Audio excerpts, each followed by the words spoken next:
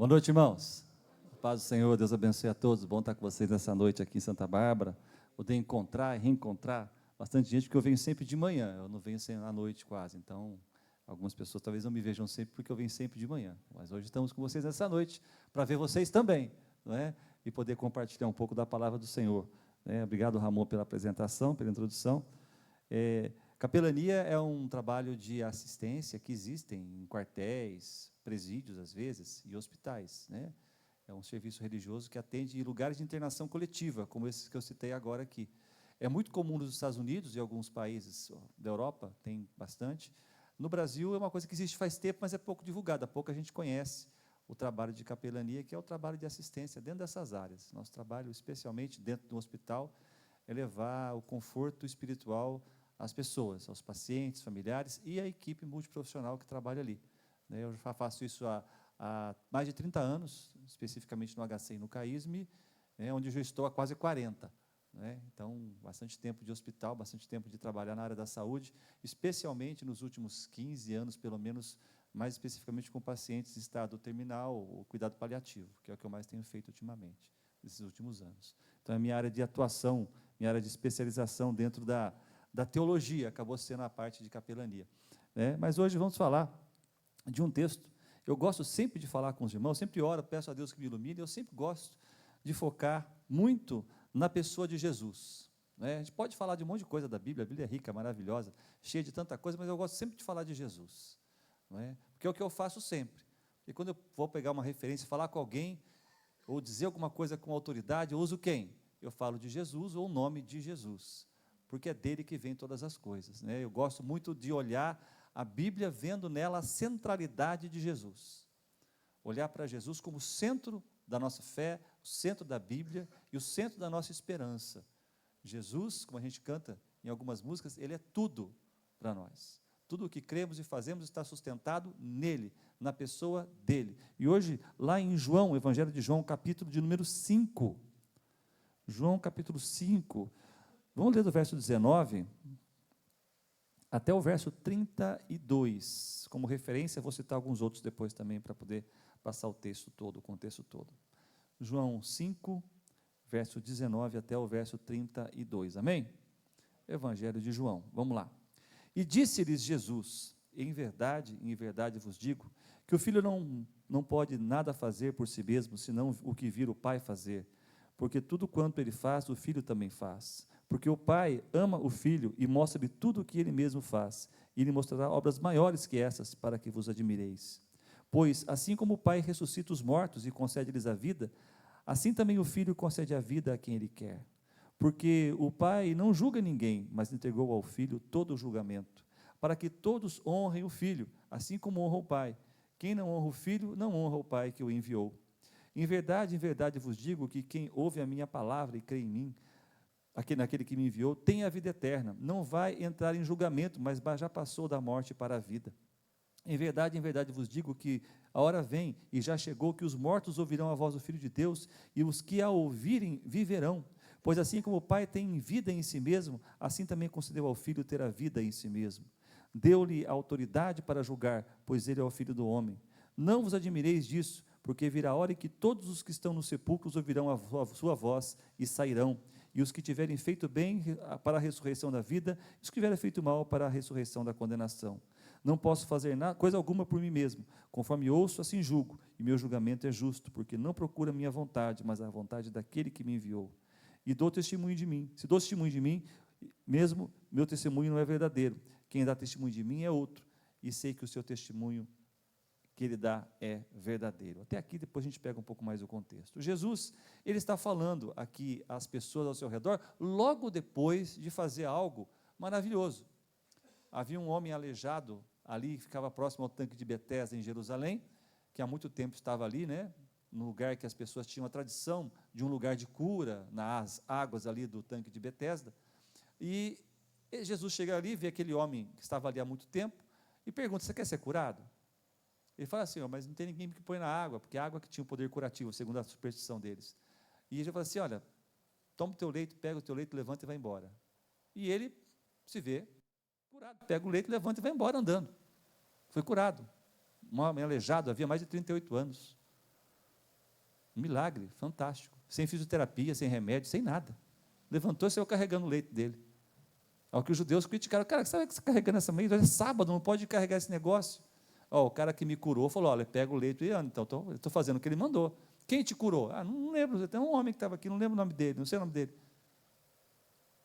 Depois, mais tarde, esse homem encontra com Jesus, Jesus se revela a ele, fala assim, olha, agora você está bom, mas não peque mais para que não suceda coisa pior. Aí o homem sabe quem era, que era Jesus, e ele vai e conta aos líderes ali do templo. E esses começam a perseguir Jesus, porque ele fazia essas coisas no dia de sábado. E Jesus disse, meu pai trabalha até agora, eu também trabalho. Mas os judeus procuravam ainda mais matá-lo, não só porque infringiu o sábado, mas porque dizia que Deus era o seu pai, fazendo-se igual a Deus. E aí vem o texto que eu li para vocês agora, onde ele fala a respeito da sua missão, a missão de Jesus. Os judeus, eles tinham muita raiva de Jesus, porque ele não seguia os trâmites rigorosos da religião da época. Jesus olhava a religião não como fim, mas apenas como meio. O sábado era um meio. Ele mesmo diz em outra ocasião, o sábado foi feito por causa do homem, e não o homem por causa do sábado, dando a aplicação correta àquela tradição. Porque, se você já estiver morrendo, não posso te ajudar, porque é sábado. Não, ele fala assim, vai lá e ajuda a pessoa.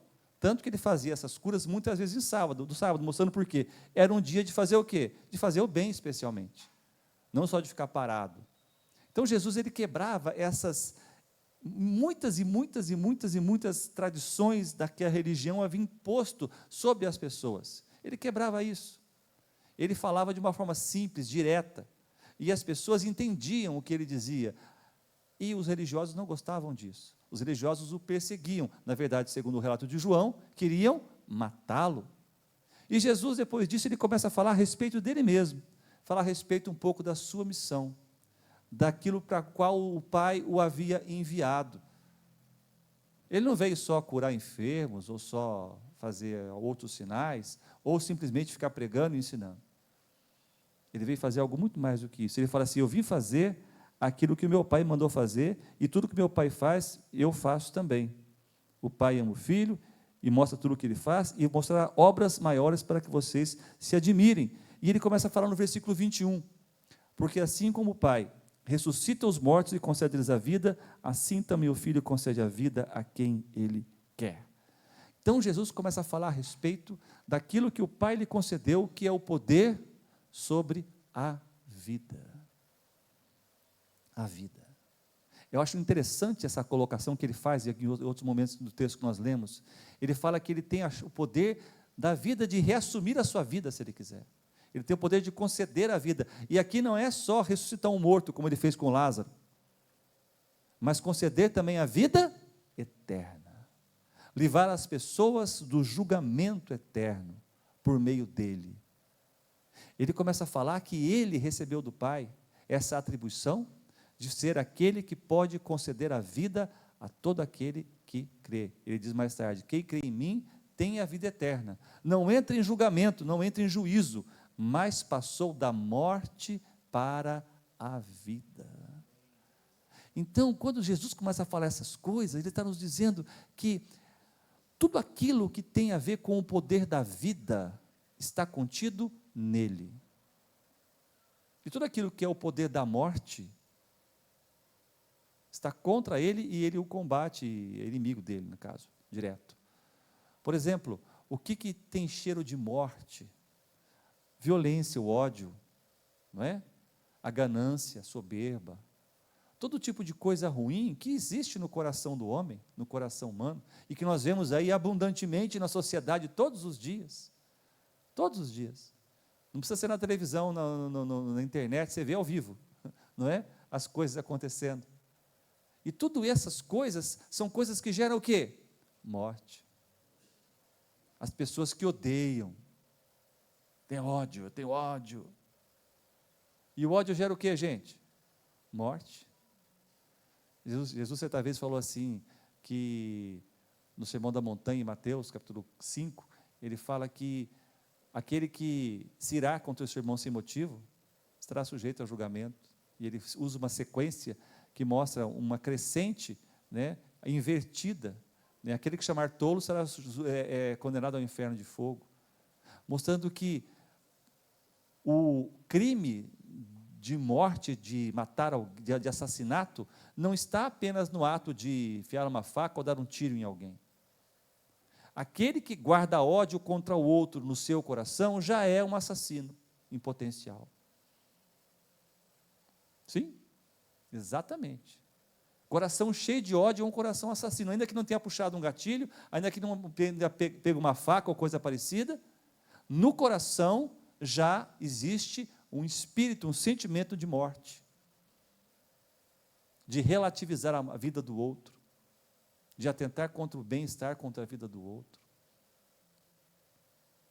Então Jesus ele não vai na superficialidade, ele vai na raiz daquilo que mata o ser humano, né? O ódio.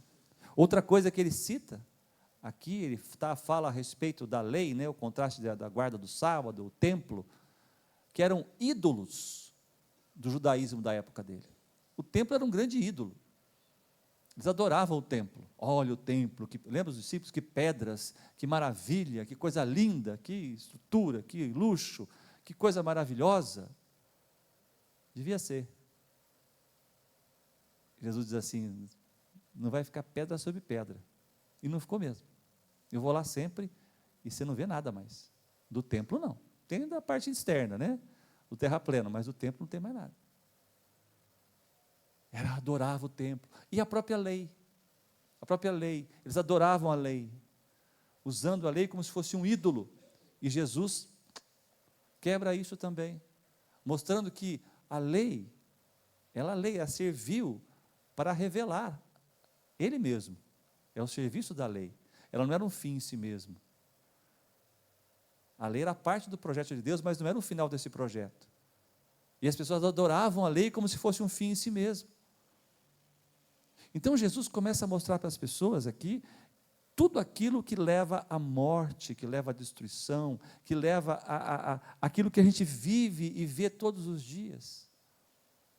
Os desentendimentos, as brigas, as guerras, o ódio que brota no coração, que vai se retroalimentando de mais ódio, vai destruindo tudo. Tudo. Não precisava ser assim, o mundo poderia ser um lugar bom, gente. O mundo podia ter um lugar que a gente visse bem, podia ter comida para todo mundo, casa para todo mundo, né? Roupa para todo mundo. Não precisava ser como é. Por que ele é? Por causa da maldade no coração do homem, que promove o quê? Morte e destruição. Morte e destruição. Quem tem, quer ter demais. Quer ter demais. E quem não tem, não tem nada. Por que isso acontece? Por causa da ganância, da soberba, e de todas essas coisas que eu podia ficar citando várias aqui, que fazem parte desse processo de morte e de destruição, que fica sempre trabalhando na humanidade, levando a humanidade às catástrofes que nós vemos durante a história, e também nos dias de hoje. Mas Jesus diz aqui, que Ele é aquele que traz a vida, Ele tem o poder de dar a vida, e esse poder de dar a vida eterna, e também até ressuscitar um morto, se for o caso, é também ligado a um poder de devolver a vida existencial do homem. Como assim, Silvio? Trazer à existência do homem um sentido, uma razão, para que ele viva não mais para promover a morte e a destruição, mas para promover a vida. Não mais o ódio, não mais a ganância, não mais a soberba, mas a humildade, o amor, a generosidade, a sensibilidade para com a necessidade do outro, um olhar totalmente diferente, aonde quem entende o olhar de Jesus, entende o sentido do viver, da vida, entende o sentido de você existir, de você respirar, de você estar aqui, de você trabalhar, de você estudar. Tudo tem sentido quando você olha para Jesus e entende o poder da vida que está nele e que Ele dá. Ele dá um sentido, e esse poder de ressurreição que Ele fala aqui, é esse poder que Ele quer compartilhar com todas as pessoas que o buscam, que o encontram na sua vida. Eu, quando eu não conhecia Jesus, andava em caminho de morte. contar testemunho, tanta gente conta testemunho aqui, todo testemunho fala o quê? Eu, quando não conhecia Jesus, andava em caminho de quê? De morte. Feitiçarias, todo tipo de coisa ruim, vícios e outras coisas, caminhos de morte. O que mudou na sua vida? Você se converteu só porque você mudou de religião? Não.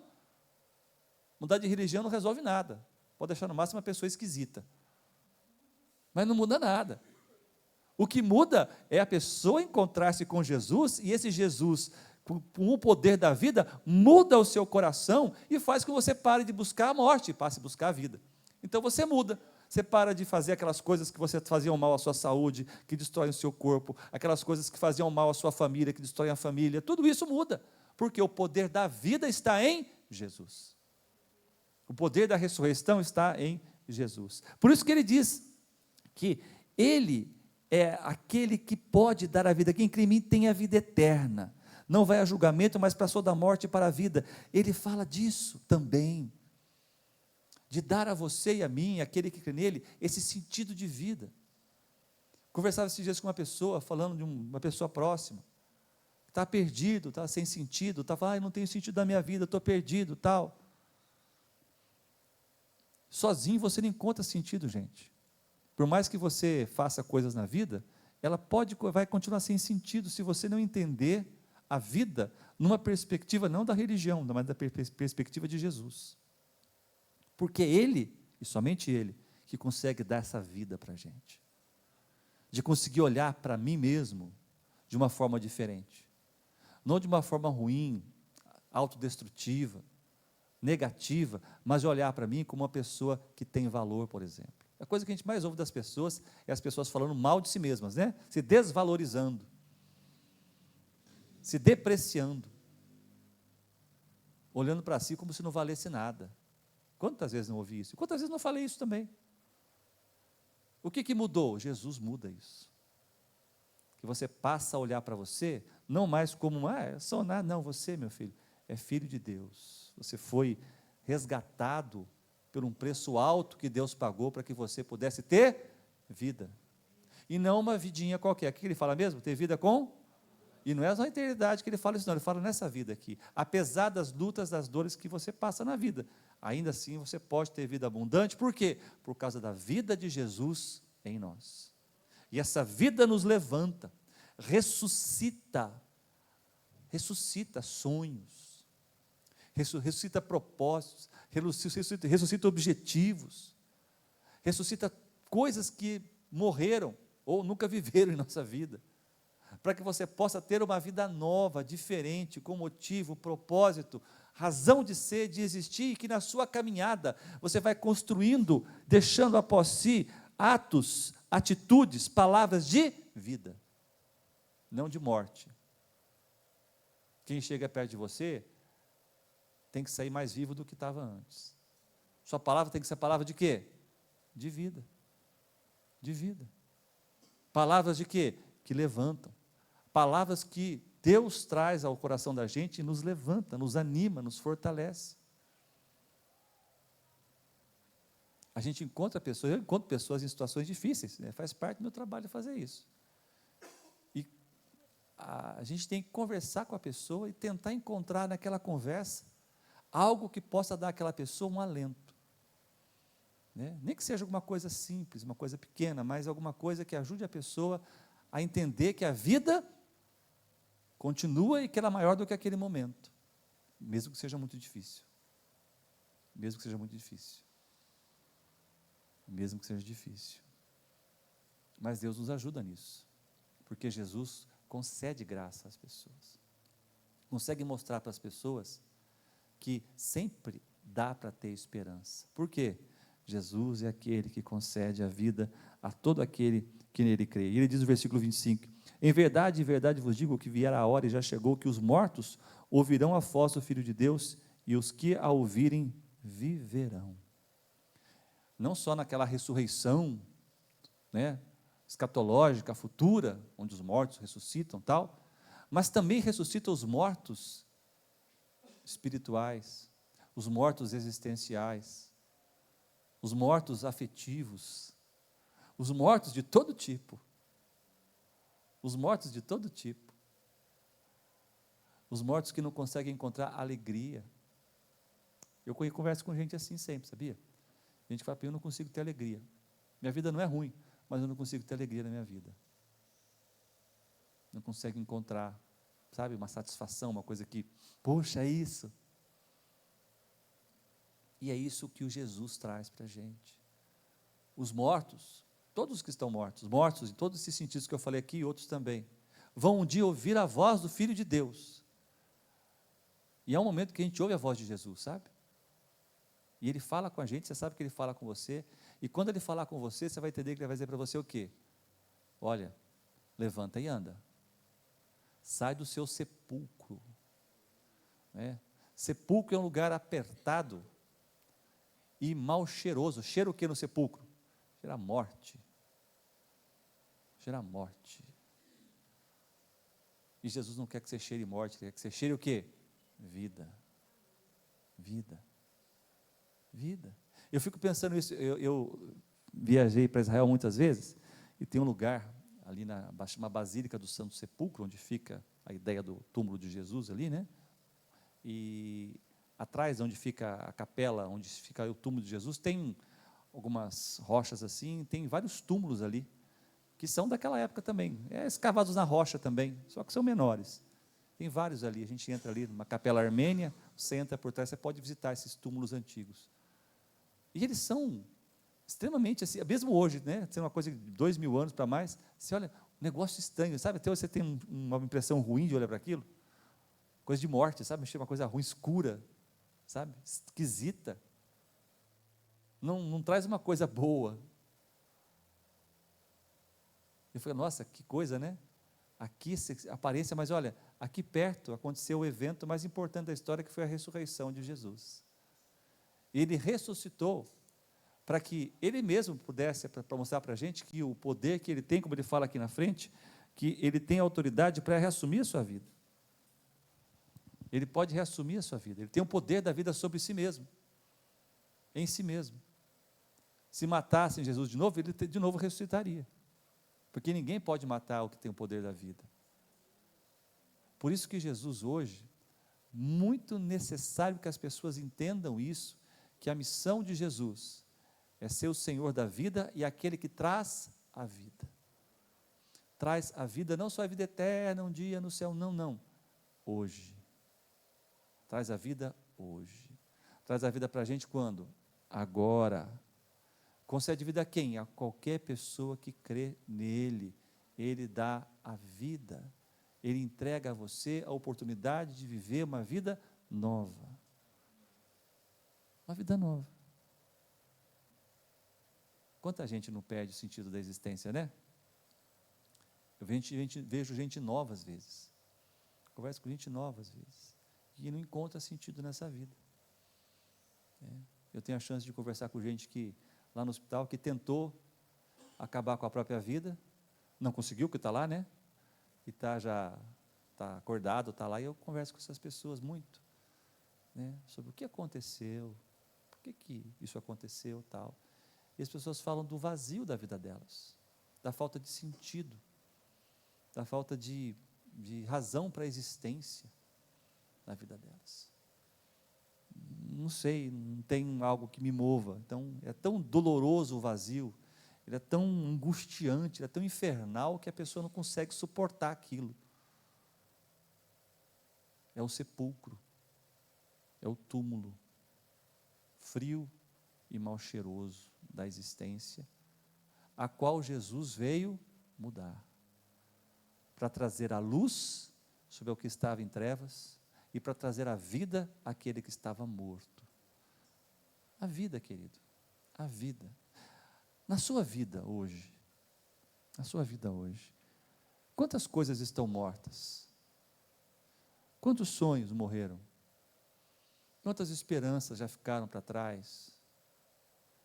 Quantas coisas você já desistiu? Quantas coisas já morreram ou têm morrido dentro de você? Você consegue perceber às vezes o cheiro de morte? Você consegue perceber às vezes uma dor que gera um ódio, gera uma raiva, gera uma coisa profunda em você? Você consegue perceber a dificuldade de você se aproximar de Deus e das pessoas? Jesus, simplesmente, Ele chega e traz a vida. Simples. Não é complicado. Você não tem que subir no alto do Monte Sinai ou qualquer outro monte que tenha. Você não tem que descer ao mais profundo da terra. Você tem apenas que no seu coração reconhecer: meu Deus, eu estou precisando de ajuda. Meu Deus, eu preciso de vida, de uma vida nova. Eu preciso ressuscitar em muita coisa na minha vida. E você busca em Jesus. E Jesus na sua graça, Ele dá a você o poder de você conseguir reassumir aquilo que você perdeu, ou aquilo que você nunca conseguiu encontrar, que é a razão de ser, de existir, de viver. Eu me lembro de minha própria vida, quando eu não conhecia o Senhor como ela era. Também não tinha muito sentido, não, na vida besta, que seguia um dia após o outro, meio sem razão de ser, meio sem rumo, não tinha objetivo, não tinha uma missão, não tinha nada. Foi só depois que eu encontrei com Jesus, que tudo passou a mudar, e Deus passou a dirigir a minha vida, dando a cada dia um sentido, um objetivo, uma razão, né? Não entendia tudo que vinha pela frente, mas cada dia Ele ia mostrando a direção que eu tinha que seguir, e a gente foi seguindo essa direção, foi andando com Jesus, e Jesus foi guiando, passo a passo, momento a momento, ajudando, orientando, instruindo, ensinando, para que a gente pudesse crescer, aprender e viver tudo aquilo que Ele queria que a gente vivesse. E olha, Deus é muito misericordioso e muito generoso para com a gente. A gente, quando olha para trás e pensa em tudo que a gente viveu até hoje, e fala: gente, quanta coisa aconteceu na minha vida, quanta coisa aconteceu em mim, quanta coisa eu fiz, né, no Senhor, e como Deus me abençoou até aqui, como Deus me ajudou a fazer até aqui, como Deus me guiou até aqui. Se eu fosse achar o caminho sozinho, eu nunca tinha conseguido, nunca teria me guiado por esse caminho, se fosse pela minha cabeça. É Deus, na sua bondade, que vai guiando passo a passo, dia a dia, colocando no nosso coração algumas coisas que a gente vai seguindo, e as coisas vão acontecendo. As coisas vão acontecendo. Para a gente entender que na nossa caminhada com Jesus, nós nunca estamos sozinhos. Ele fala: vai lá, e você vai. Não, Ele vai com você. Ele vai com você. Sobe aqui. Subo, mas Ele sobe comigo também. Olha, eu quero que você faça isso. Senhor, eu não sei fazer. Calma, eu vou te ensinar. Eu vou te ensinar. Ou se você tiver que fazer alguma coisa, Ele vai falar: eu estou com você, vai que eu seguro aqui. Ele segura. Ele segura. Ele não falha com a gente. Não falha. Nunca. Faz quase 40 anos que eu ando com Jesus. E Ele nunca falhou comigo. Em tudo aquilo que Ele me disse que faria, Ele fez. Tudo aquilo que Ele disse: olha, eu vou estar contigo, e Ele sempre esteve. Eu vou ajudar você nisso, Ele sempre ajudou. Sempre. Sempre. Por isso que eu creio muito na realidade, né? Uma forma de dizer, realidade de Jesus. Ele não é uma ideia, não é uma história, não é uma visão, né? Quando você conversa com uma pessoa que mora, por exemplo, na Europa, que é de lá, e você conversa sobre religião, sobre fé especialmente, a pessoa fala assim: você conhece Jesus? Não, eu ouvi falar. Mas é assim, para eles Jesus não é uma pessoa real, para eles é só uma história, é só um personagem histórico. E olha lá, eles não têm ideia que Jesus é Salvador, que Ele morreu na cruz, que Ele ressuscitou. Para eles é só história, não é verdade. Isso aqui é uma lenda, como qualquer outra lenda que você possa ver por aí. Eles creem mais nos heróis da Marvel do que em Jesus. O super-homem é mais real para eles do que Jesus.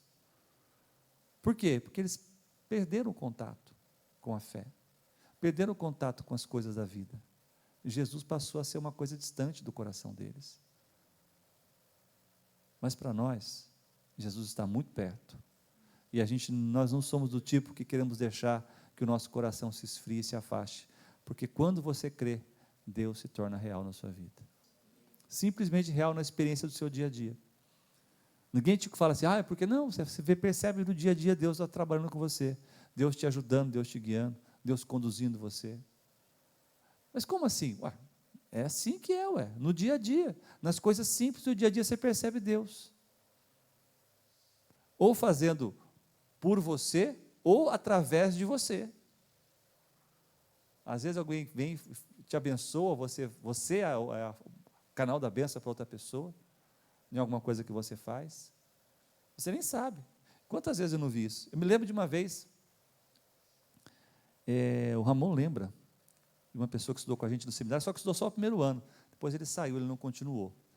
E ele estava, naquela época, isso foi em 92, hein, faz tempo, ele estava passando umas dificuldades lá, tal, ele morava num lugar lá com aluguel, tal, ele comentou com a gente foi fazer uma oração num lugar lá, ele comentou que ele estava passando um tempo difícil, tal, umas dificuldades, pensamos, juntamos alguma coisinha para ajudar ele, tal, mas não era bastante. Seminarista é tudo duro, né, a gente não tinha dinheiro para nada. Bom, eu sei que uma moça que trabalhava comigo na época, chegou para mim e falou assim, Silvio, olha, esse envelope aqui você entrega para tal pessoa. Eu não conheço essa pessoa, mas Deus falou para mim, entrega para o Silvio para entregar para tal pessoa. Falei, tá bom, estava fechado o envelope, eu nem abri, estava fechado, peguei, coloquei no bolso. Naquela noite eu ia encontrar com essa pessoa, no lugar que a gente ia estar lá para reunir, para orar, e levei, cheguei lá, a gente orou, pedindo para entregar para você o negócio, entreguei para ele, aí ele pegou o envelope, abriu, né, tinha um cheque. Alguém sabe o que é cheque? Lembra que é cheque? Lembra cheque, né? Cheque, tá? Né? Aquele papelzinho assim que você usava no passado, né? Distante e tal. Aquele negócio lá.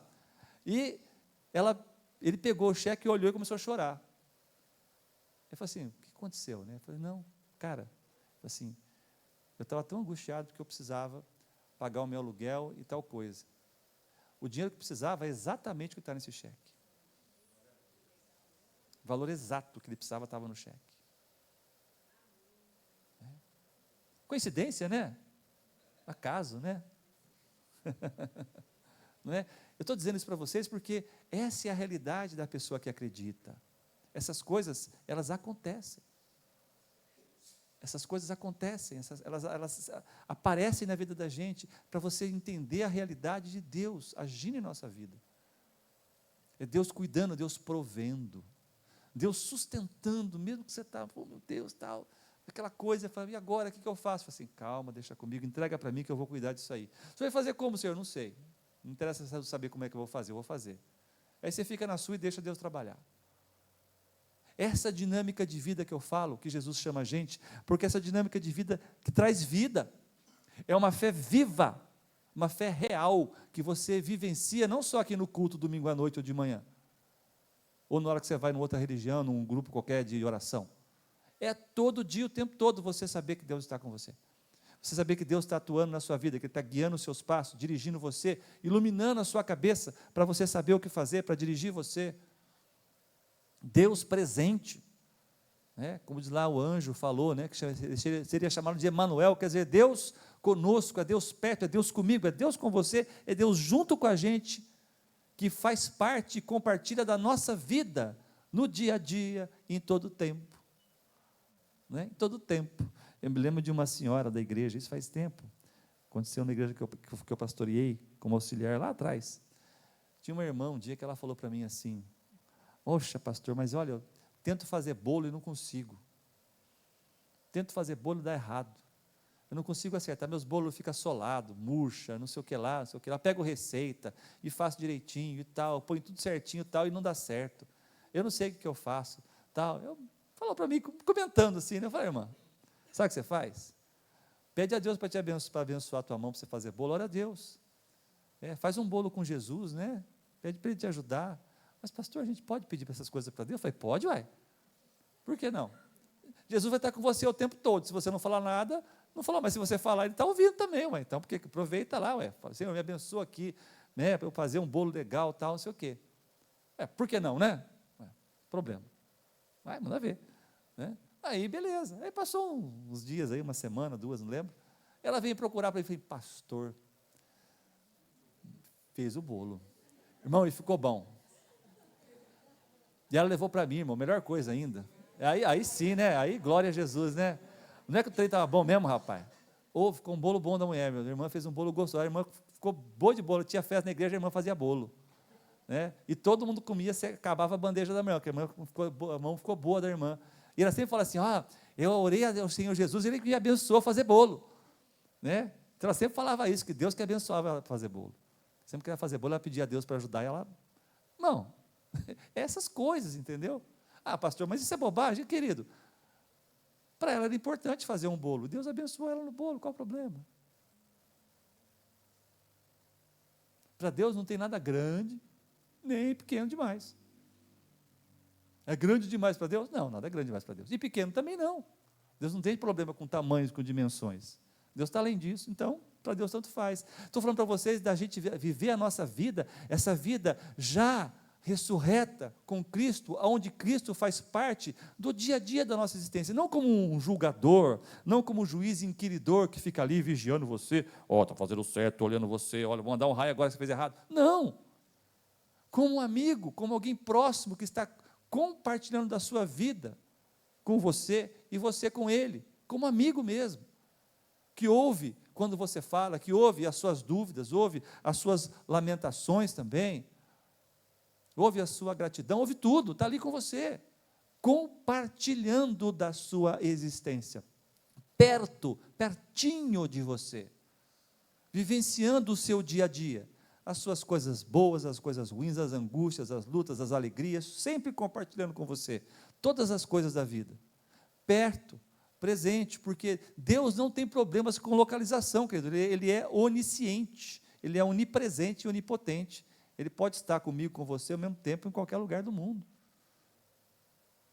Por isso, entenda que o poder da vida de Jesus é para encher a tua vida de vida, para que através da sua vida, bem vivida com Jesus, as pessoas vejam Jesus em você. Olhem para você e vejam que Jesus não é uma história, não é uma tradição, não é um conto de um livro antigo, não, é alguém vivo e real na vida daqueles que acreditam nele. Na vida daquele que entende, conhece o Senhor, todo dia é dia do Senhor, todo dia é dia com o Senhor. Tudo é milagre, porque as coisas de Deus acontecem sempre na sua vida. E Deus nos chama a viver assim com Ele. Parece meio surreal isso, não parece às vezes? Quando a gente fala para as pessoas, mas não é. É que as pessoas não conhecem muito bem Jesus e têm medo. Tem medo de Jesus, tem medo dele ser intruso, dele ficar proibindo coisas. Gente, quem proíbe coisas são os homens. Quem fica colocando um monte de coisa na nossa cabeça e atrapalhando a nossa vida são os homens. Especialmente as religiões em geral, atrapalha demais a nossa vida. Jesus não faz nada disso, Jesus, ele descomplica, Jesus simplifica, Jesus trabalha de uma forma muito tranquila, muito, sabe, ele entende que o sábado foi feito por causa do homem e não o homem por causa do sábado. Ele não tem uma interpretação burocrática da religião, ele trabalha com aquilo que é importante para a vida humana, para a vida das pessoas, ele trabalha a favor da vida. Então, o que importa para Jesus é o que tem a ver com a vida, não com a morte. E religião tem muita coisa a ver com morte, às vezes, mais mata do que levanta, mais ingessa do que liberta, não é? E Jesus quer que você seja essa pessoa livre do seu coração, liberdade da sua alma, da sua mente, para você poder viver plenamente a sua vida, debaixo da graça e da bênção do Senhor. Como ele disse, eu vim para que tenham vida, e vida com a abundância. Porque, queridos, as pessoas não vão seguir a Jesus, olhando para mim e para você, por causa de nossas posses materiais, que são poucas. Nem se fossem muitas. Isso não impressiona. O que impressiona de verdade é aquilo que nada pode comprar. Né? Nada, nenhum título, nem o dinheiro, nada disso. Aquilo que a gente só pode receber por meio da graça de Jesus, que é a paz, que é amor, que é a alegria, que é a bondade, que é a mansidão, que é o domínio próprio, que é todas as coisas boas que vêm de Deus, que fazem a nossa vida, independente de como ela seja financeiramente, etc., ela tem razão, sentido, graça, alegria e bem-aventurança. Perfeita? Claro que não é, mas ela pode ter todas essas coisas, que nos faz sermos de fato testemunhos de Jesus. Para quem olhar para mim, e falar assim, poxa, Jesus existe, porque esse cara faz as coisas que Jesus falou que faz. Jesus faz. Ele faz as coisas que Jesus faria. Ele age como Jesus agiria. Ele tem atitudes que Jesus teria. Isso mostra para as pessoas que Jesus é real, através da minha vida. Esse é muito mais do que eu possa falar de doutrina, de teologia. É a minha vida e a ação de Deus que muda a minha vida e muda a sua vida também, em nome de Jesus. Amém? Vamos orar em nome do Senhor. O que você precisa ressuscitar na sua vida? O que está morto? O que morreu? O que morreu? De repente tem muita coisa que morreu, mas você precisa trazer de novo a vida. E Jesus, ele diz que ele é a ressurreição e a vida. Aquele que crê em mim, ainda que esteja morto, viverá, e aquele que crê em mim não morrerá eternamente. Então, creia no Senhor e deixe Ele ressuscitar com o poder da vida que está nele, a sua própria vida e o seu coração. Quero orar com você nesse momento. Se você quiser chegar até aqui, a gente vai orar por você aqui na frente também, pedir que Deus te abençoe. Se você pensa no seu, olha, pastor, tem algumas coisas que eu quero que Deus ressuscite na minha vida, quero que Deus transforme, quero que Deus mude. Vem cá, eu quero orar por você. Fique tímido não, vem aqui. Esse lugar é lugar de oração, e Deus sabe muito bem o porquê que você está vindo aqui na frente, viu? Eu não sei de nada, Deus sabe tudo, Ele sabe por que você está chegando aqui hoje, mas você está vindo aqui para dizer para Deus: eu quero que esse poder de vida que há em Cristo Jesus entre na minha vida, na minha alma, na minha existência, e me ressuscite de novo, Senhor. Minha vida, meu sonho, minha esperança, restaure em mim, ó Deus, o gosto por viver, a razão de viver, o objetivo, o propósito de ser e de existir. Fale com o Senhor, Ele está aqui para ouvir você, em nome de Jesus. Pai querido, nesse momento eu quero pedir que o Senhor abençoe a vida tão preciosa de cada pessoa que está aqui nessa noite, aqui à frente deste altar, e os que estão também aqui, ó Deus, nas cadeiras, pedindo que o Senhor conhece, sabe, tudo o que há no coração dessas pessoas, que hoje, diante da Tua palavra, pedem que o poder de vida que é em Cristo Jesus entre em suas mentes, almas, corpo, e traga de novo, ó Deus, a vida que é em Cristo Jesus, lançando fora toda a morte, todo o cheiro de sepulcro, todo o ódio, todo o rancor, toda a mágoa, todas as coisas que matam, que destroem, sejam arrancadas, tiradas e expulsas da alma, da mente, do espírito de cada pessoa que está aqui, e que tudo aquilo que há em relação à vida, o amor, a paz, a alegria, todas as coisas que são do Senhor, venham sobre essas pessoas, pelo poder do nome de Jesus, para que, ó Deus, pelo Teu poder, essas vidas ressuscitadas possam viver plenamente as suas existências e fazer tudo o que o Senhor preparou para cada uma delas, para que as suas vidas sejam plenas, abundantes, no testemunho de vida e de fé de um Jesus vivo e ressuscitado, que verdadeiramente concede vida eterna e vida presente e abundante a todo aquele que nele crê. Por isso, nós confirmamos essa oração, entregando tudo nas Tuas mãos, com fé, com gratidão, em nome do Senhor Jesus. Amém. Deus abençoe a todos, em nome de Jesus. Louvado seja o nome do Senhor.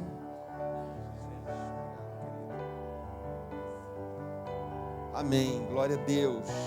Obrigado, pastor Silvio. Eu sinto que todos nós fomos atendidos, né, pela capelania de Deus, né? Não é verdade?